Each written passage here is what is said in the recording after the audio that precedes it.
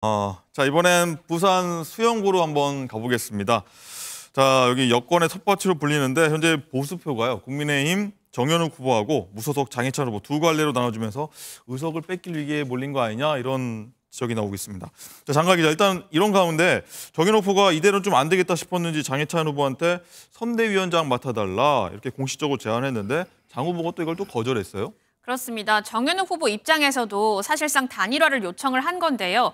정현욱 후보 선거 캠프에서는 공천받고 탈락해서 무소속 출마하는 장해찬 후보의 마음은 알겠지만 이제는 장해찬 후보가 좀 내려놔야 한다라고 했습니다. 하지만 장해찬 후보 측에서는 여론조사를 해보자, 그러니까 경선하자라면서 이 제안을 거절했습니다.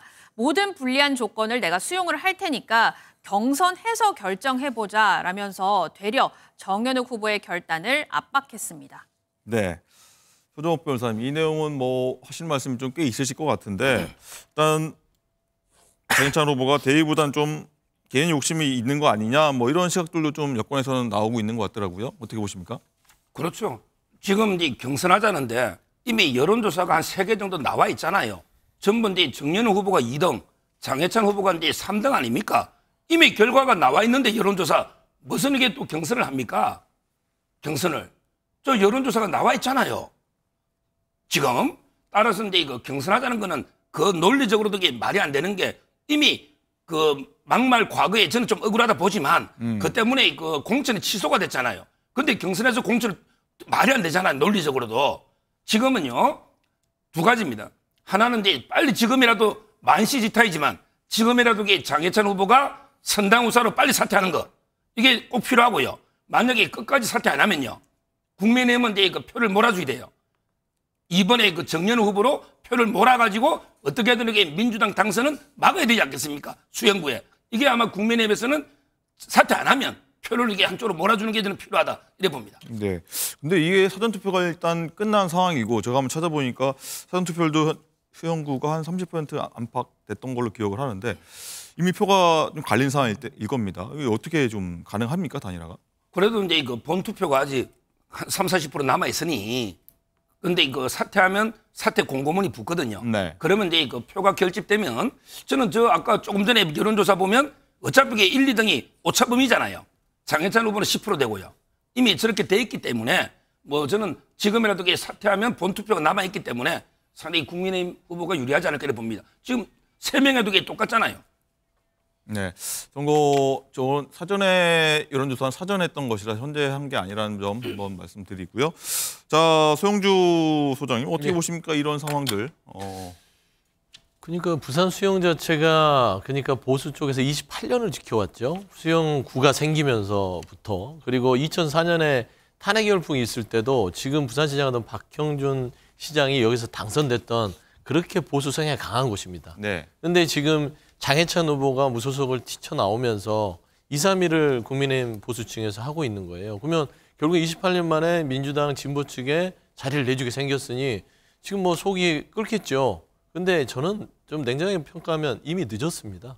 이제 이틀 남았고요. 사전투표도 충분히 진행된 상황이고 이미 사전투표에서 장해찬 후보에 대해서 준 표들은 다 사표가 되는 것이에요. 그리고 나서 지금 정현욱 후보 자체는 이 액션을 그냥 하는 겁니다. 선대위원장을 맡아달라고 해서 장해찬 후보를 받지 않으면 장해찬 후보가 가지고 있는 보수층의 표를 가져오려는 하나의 정치적 액션이지 정말로 이걸 물리적으로 단일화를 하겠다라는 의지는 없는 것이고 또 시간상으로도 안 되기 때문에 결국에는 수영구는 끝까지 한번 좀 지켜봐야 될 부분이 있다. 그래서 민주당에서는 28년 만에 온 호재다라고 좀 평가하고 싶습니다. 네.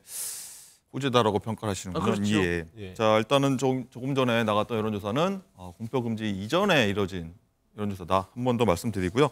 자, 신조 대변인, 일단은 국민의힘에서는 우리 후보는 정확하게 정현욱 후보다라고 강조를 한 상황이고 또 일각에서는 이런 것도 있습니다. 은근히 친윤 장해찬 후보에게 심정적 지지를 보내는 거 아니냐 이런 시각도 있다고 하는데 이거 뭐가 맞는 겁니까? 그런 시각은 아닙니다. 저희가 분명히 공보단 그 명의로 논평을 낸 것은 국민의힘과 윤석열 정부를 위해서 그리고 대한민국의 미래를 위해서 국회에 입성시켜야 될 분은 정현욱 후보라고 명확하게 밝혔습니다. 그리고 저는 지금 계속해서 단일화라는 표현을 많이들 사용을 하시는데 저는 단일화라는 표현은 옳지 않다고 생각합니다. 지금 장해찬 후보는 뭐 저도 개인적으로는 안타까운 면이 있습니다만은 분명히 국민의힘의 공천을 받았다가 공천을 취소된 그런 분입니다. 근데 저희 당에서 공천을 취소한 분하고 저희가 힘을 합친다고 해서 그것을 단일화라고 표현해서는 안 됩니다. 장해찬 후보는 사퇴하셔야 된다고 봅니다, 저는. 지금 이 지역 같은 경우를 왜 더 주의 깊게 봐야 되냐면 저희가 계속해서 수성을 해왔던 지역이기 때문에 수영구에서 저희가 한 석을 잃는다는 것은 두 석을 잃는 효과입니다. 저희가 여기서 지게 되면은 민주당이 한 석이 추가가 되고 저희가 아주 그 아성 같은 곳이었기 때문에 마이너스 2석의 효과가 있습니다.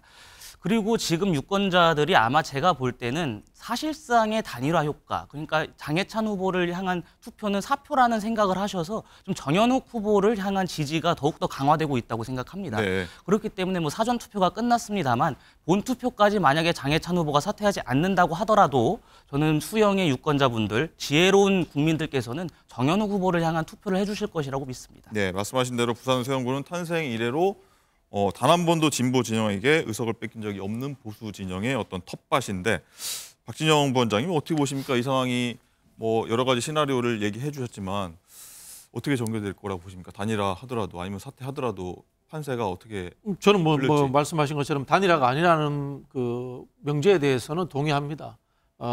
이 장해찬 후보는 정당 정치에 대한 이해도라든가 민주주의에 대한 이해도가 부족한 거예요. 애초에 사실 이런 분이 공천되어서는 안 되는 분이었던 거죠.